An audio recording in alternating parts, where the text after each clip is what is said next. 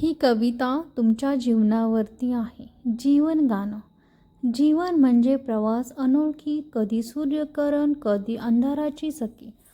सुखदुःखाची खेळी सतत, क्षणाक्षणाला नवी वाट, नवा अर्थ.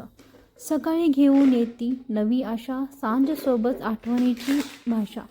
कधी वाटतं सर्व काही मिळालं, कधी वाटतं काहीच हातात उरलं. पण थांबायचं नाही, चालत राहायचं. स्वप्नांना हृदयात जपून ठेवायचं.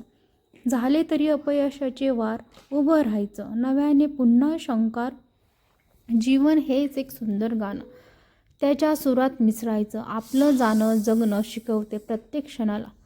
प्रेमानं भरायचं त्याच्या तालाला.